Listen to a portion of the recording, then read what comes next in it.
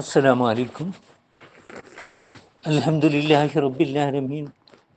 الصلاة والسلام على أشرف المرسلين سيدنا محمد رسول الله صلى الله عليه وسلم وعلى آله وصحبه أجمعين. أما بعد.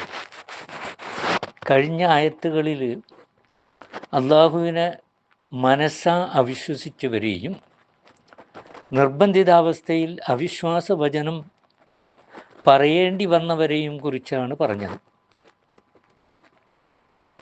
ഈ ആയത്തിൽ അല്ലാഹു പറയുന്നത് കഠിനമായ പീഡനങ്ങൾ കാരണം ഹിജ്റ ചെയ്തവരുടെ അവസ്ഥ അതിനെ സംബന്ധിച്ചാണ്.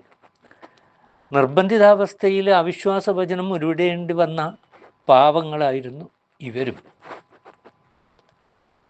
അവർ അതിലൂടെ പരീക്ഷിക്കപ്പെടുക കൂടിയായിരുന്നു. ഇവിടെ ഹിജ്റ ചെയ്യുകയും വിശുദ്ധ സമരത്തിൽ ഏർപ്പെടുകയും ചെയ്താൽ അള്ളാഹു അവർക്ക് പുറത്തു കൊടുക്കുമെന്ന് അറിയിക്കുന്നു. അതായത് നമുക്കറിയാം, മക്കയിൽ നബി സല്ലല്ലാഹു അലൈഹി വസല്ലം തങ്ങളുടെ നുബുവത്തിൻ്റെ ആദ്യ വർഷങ്ങളിലൊക്കെ വിശ്വസിച്ച അങ്ങേയറ്റം പാവപ്പെട്ടവരായ ആളുകൾ അനുഭവിക്കേണ്ട യാതനകൾ, പീഡനങ്ങൾ,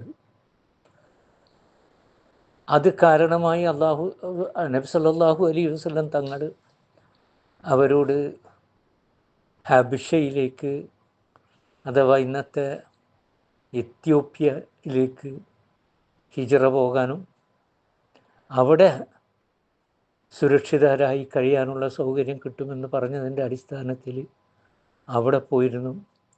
പിന്നീടാണ് മദീനയിലേക്ക് ഹിജ്റ പോകാൻ തുടങ്ങി. അവരെ പറ്റിയാണ് പറഞ്ഞത്.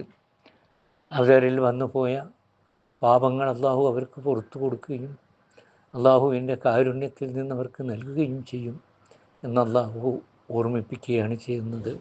വാഖിറു ദഅ്വാനാ അനിൽ ഹംദുലില്ലാഹി റബ്ബിൽ ആലമീൻ. അസ്സലാമു അലൈക്കും.